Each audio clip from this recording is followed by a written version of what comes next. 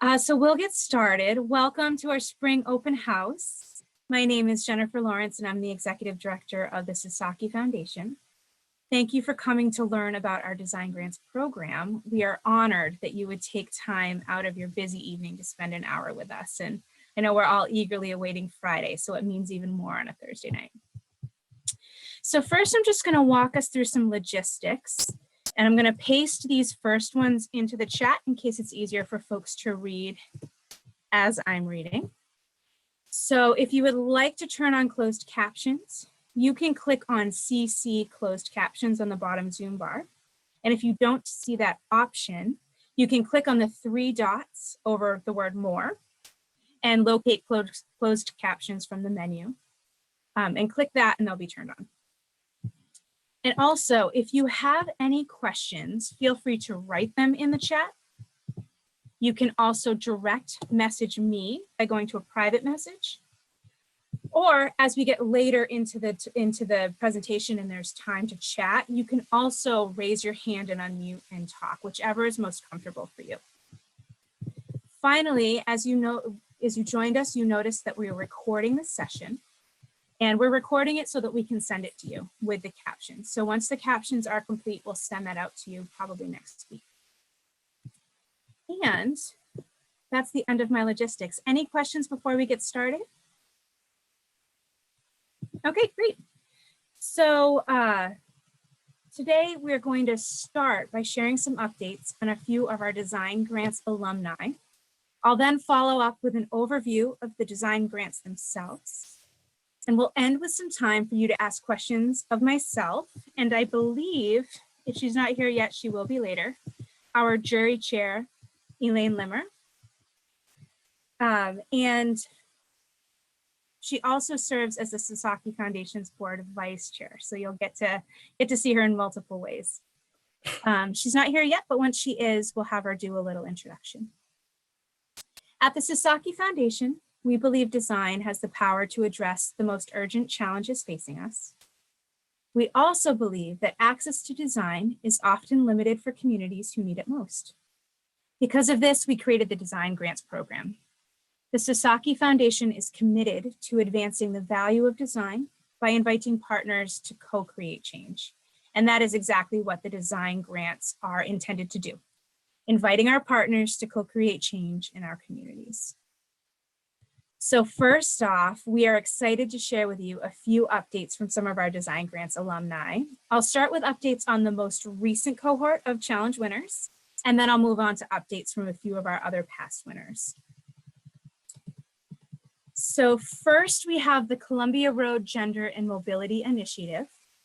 They recently published a booklet called Gender Affirming and Inclusive Community Engagement Strategies, which includes a series of guidelines and recommendations for community engagement that is more mindful about gender identities. The booklet is available in English and in Spanish, and you can find the electronic version at gendermobility.com/resources, and it's right there on this slide. Next, we have the Economic Development in Codman Square team.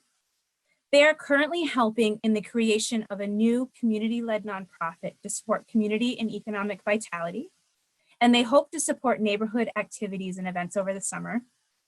Last year's Design Grant supported the Corcoran Center Urban Action Lab in partnership with the Codman Square Neighborhood Development Corporation in developing recommendations for economic development prototypes as part of an ongoing project to strengthen the Codman Square Business District. And then the last of our most recent cohort is the Matapan Mapping team. They are creating an open source online mapping tool that will empower residents to take civic action and advocate for equitable policy in urban development. Alensa Michelle is the team leader of the Matapan Mapping project and was recently made the Forbes Next 1000 list.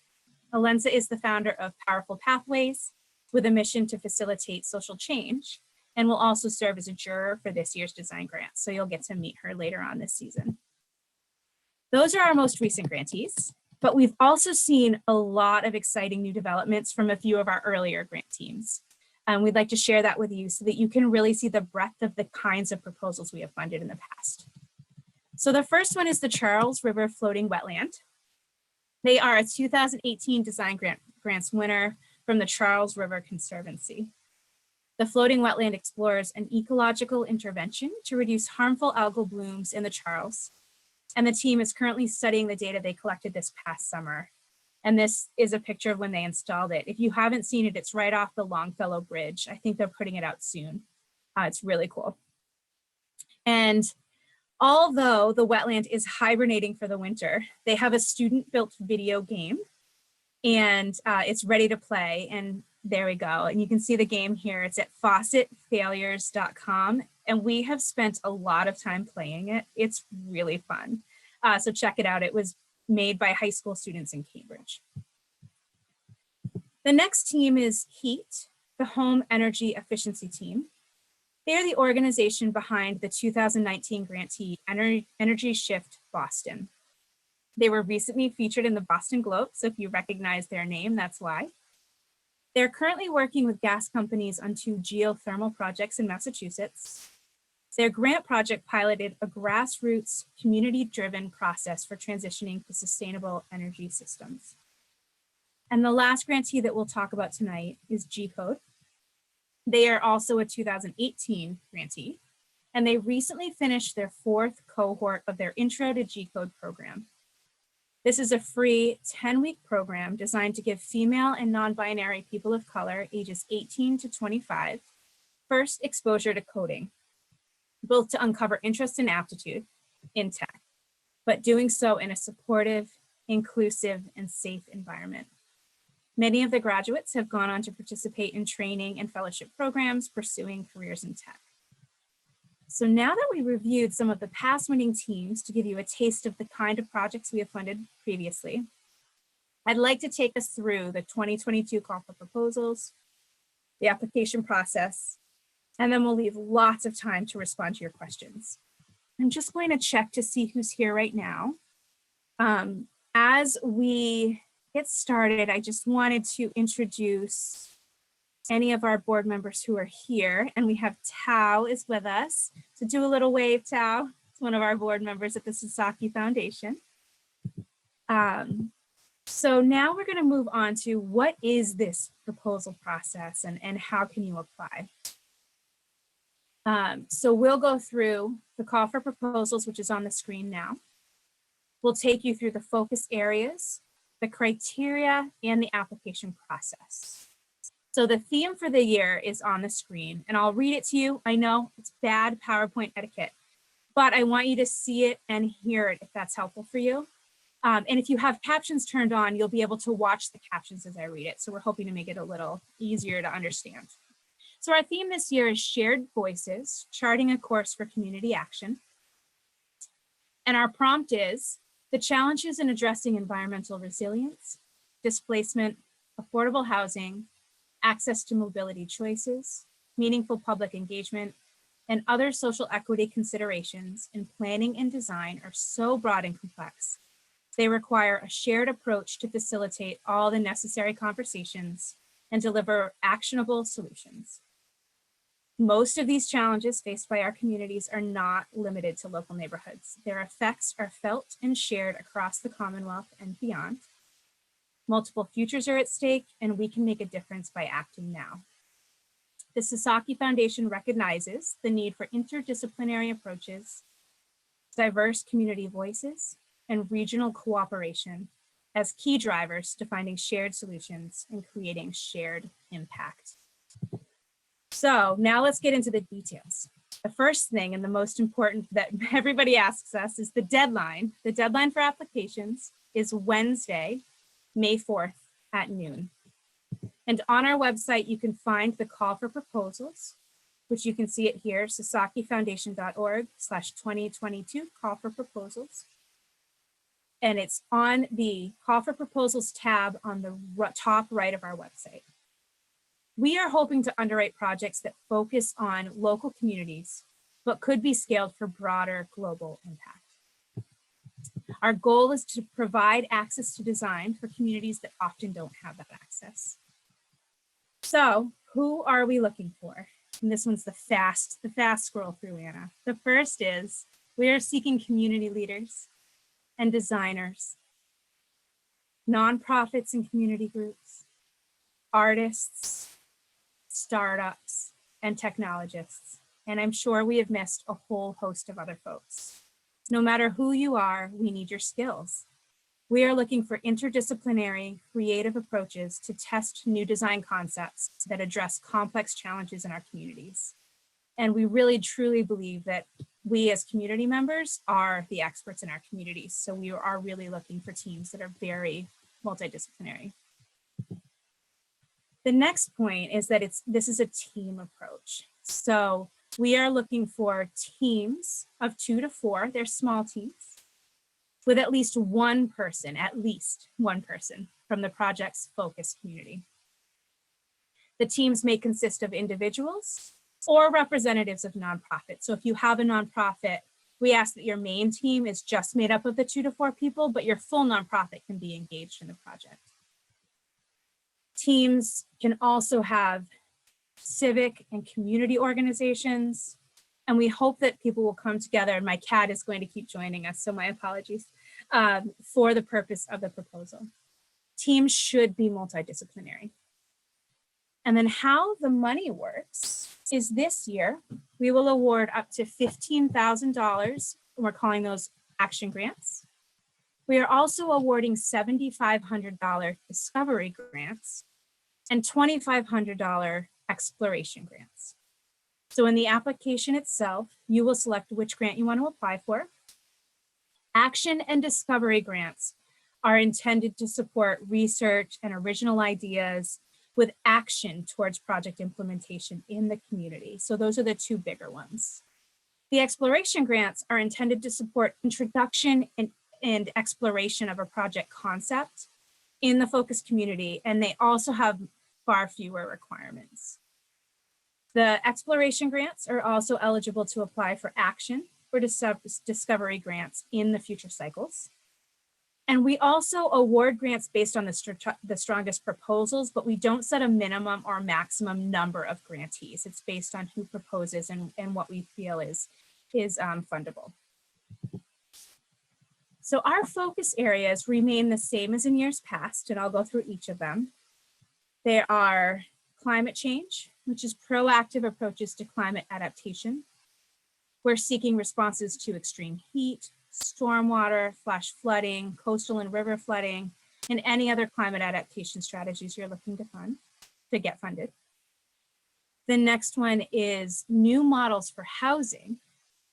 So we're looking for strategies that improve housing affordability, promote a more diverse housing stock, address gentrification and displacement, and anything else that you think it fits within that theme.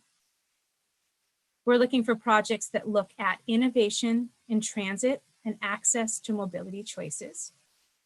And these are design strategies and solutions for existing challenges to reliable transit, strengthening public-private partnerships and expanding transportation choice, leveraging technology to provide greater access to transportation options by eliminating barriers. And again, anything else we might have missed that you feel fits in there.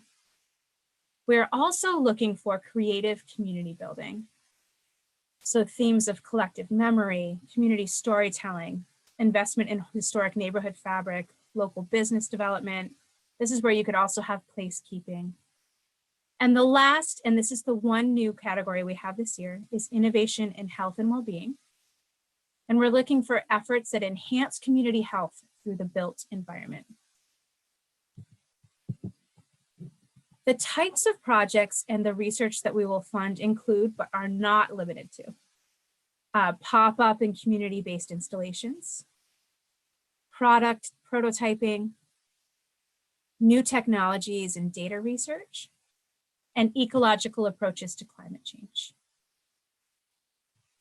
And again, those are some ideas, but they're not the only things. You can feel free to propose other ideas if you have them. So our evaluation criteria, we're looking at, I'm going to say them quickly and then I'll go through each one. Design, equity, inclusion, innovation, and impact. I don't want to just read these out to you, so I'll probably just read the first sentence of each one. But for design, we're looking for proposals that utilize interdisciplinary thinking to challenge the status quo. So we are looking for actionable ideas. We're looking for creativity and feasibility and resilience and equity. The next one is equity. And we're looking for proposals that benefit historically underrepresented communities through strategies aimed at eliminating systemic barriers. So you really do want to talk about the unique needs of your community, and we're hoping for a high level of collaboration.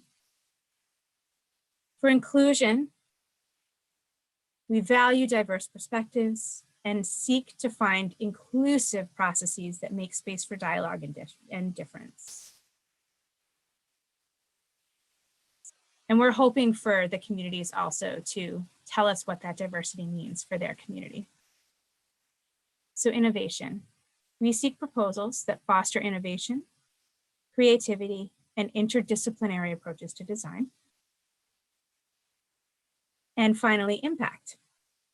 These proposals should produce positive impacts within the communities they serve. We are looking also for scalability, replicability, and we're hoping to further this conversation. This shouldn't just be the end of that.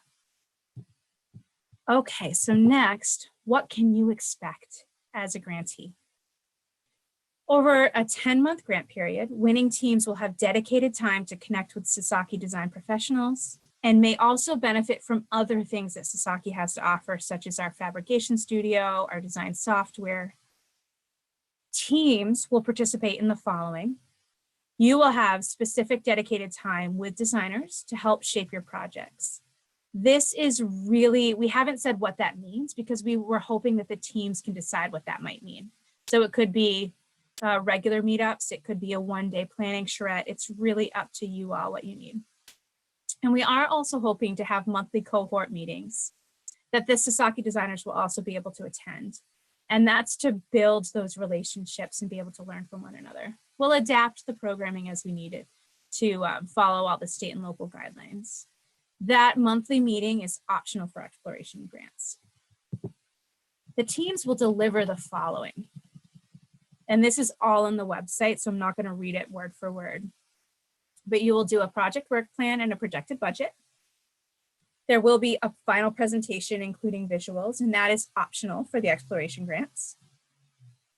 All teams will have an executive summary of your project outcomes, some photographic documentation and visuals, and these will be open source and we'll be able to put them on our website and promote you and also get the ideas out into the world. And there will be a final report, which is also optional for the exploration grants, and it will be included in our annual research publication. This year, we are really excited about our jury panel. They were chosen to highlight the kinds of work that you all will be proposing. And we are so excited for their expertise. We are really happy to have Elaine Limmer of our board to be our jury chair, Julian Adjuman from Tufts University, Alice Brown from Boston Harbor Now, Nicholas Kelly from the Boston Housing Authority, Valenza Michelle from Powerful Pathways, and Kate Mangoya from Groundwork USA. Now, the timeline, we'll go over that once more. Oh, sorry, I guess that one didn't get in, but I'll go over it. The timeline is that May 4th at noon, the applications are due. We'll select finalists to pitch their ideas in the evening of May 25th, and that will be at a free public event. Winners will be announced in June. The grant period runs from September 2022 to June 2023.